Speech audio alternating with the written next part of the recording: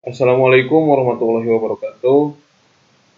Kita bertemu kembali pada tahun pelajaran 2021-2022.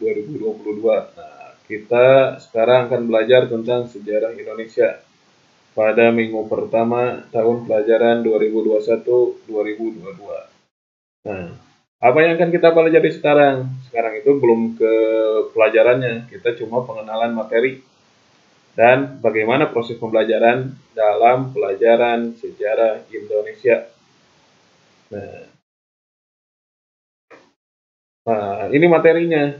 Materinya itu diambil, ya ini materinya. Ini kompetensi dasar. Ini materi dalam kompetensi dasar. Kompetensi dasar itu kemampuan dasar. Kemampuan dasar kalian itu apa sih yang diharapkan setelah belajar sejarah? Nah, ini. Nah, kita ambil materi dari sini aja lah. Nah, kemampuan dasar itu ada KI 3. Nah, ini intelektualnya, ada ini keterampilannya. Ada kalau di rapot itu kan ada nilai pengetahuan, ada nilai keterampilan. Nilai keterampilan itu KI 3. Nah, ini menganalisis. Kalau di KD ini kalian itu bisa menganalisis dan bisa menyajikan penalaran. Nah, inilah. Nah, apa materi yang pertama? Materi yang pertama itu tentang kedatangan, perkembangan penjajahan bangsa Eropa serta dampaknya bagi bangsa Indonesia. Nah, itu kita akan belajar bagaimana bangsa Eropa itu bisa datang ke Indonesia, mengapa datang ke Indonesia, lewat jalur mana, itu kan jauh dari Eropa ke Indonesia itu. Bagaimana setelah datang ke Indonesia, bagaimana respon bangsa Indonesianya, itu yang akan kita pelajari pada materi yang pertama nanti. Ini semester 1 ya, ini materi-materi yang akan kita pelajari pada semester yang pertama. Terus yang kedua, yang kedua itu siswa mampu menganalisis dan mengolah informasi tentang strategi perlawanan bangsa Indonesia terhadap penjajahan bangsa Eropa. Nah, materi yang kedua itu kita akan belajar strategi perlawanan bangsa Indonesia terhadap penjajahan bangsa Eropa sampai abad ke-20. Abad ke-20 itu 1901 sampai 2000. 2000 sampai 900. 1900 abad ke-20 itu 1901. Nah, ini apa yang akan kita pelajari, yaitu strategi perlawanan bangsa Indonesia terhadap penjajahan bangsa Eropa. Nah, bagaimana perlawanan bangsa Indonesia itu melawan penjajahan bangsa Eropa? Ini kita akan pelajari mulai dari Teku Umar, Cut Nyadin, Pangeran Diponegoro, yang itulah yang perlawanan-perlawanan daerah. Nah, ini akan di sini akan dipelajari.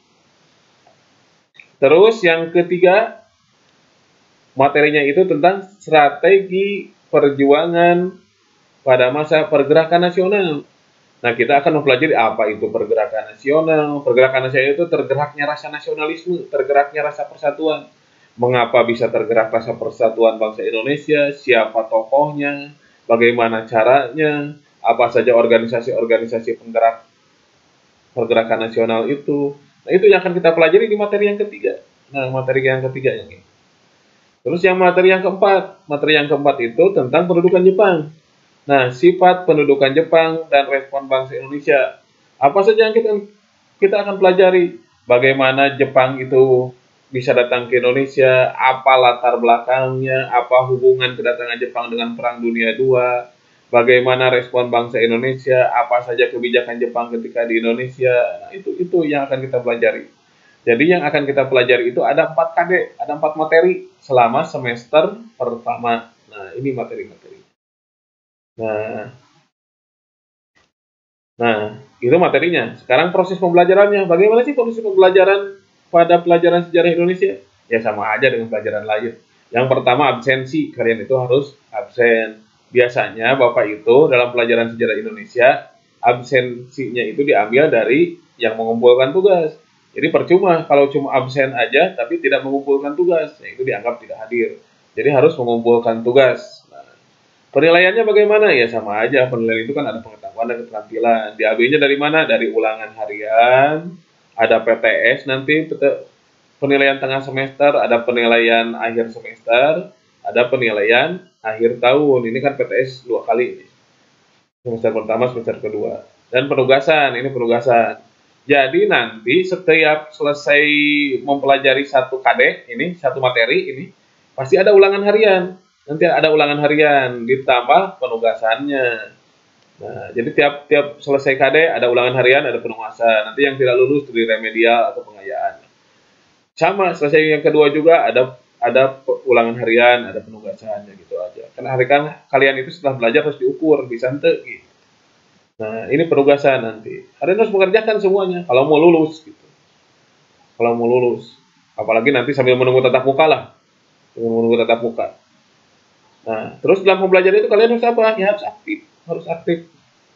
Harus aktif, aktif bertanya, aktif menjawab. Biasanya Bapak pakai video, sajikan video kamu pelajari, tanyakan dari video. Sebelum belajar itu harusnya kalian baca dulu gitu. Jadi mengerti lah harus proses pembelajaran. Nah, ini proses pembelajarannya. Sama sederhana. Proses pembelajaran yang penting kalian ikuti, kerjakan tugasnya, itu aja selesai gitu. Gitu. Itu tuh. Nah, itu selesai. Sampai sini ada yang tanyakan? Kalau ada yang tanyakan, silakan tanyakan di grup WA. Kita bahas sama-sama. Assalamualaikum warahmatullahi wabarakatuh.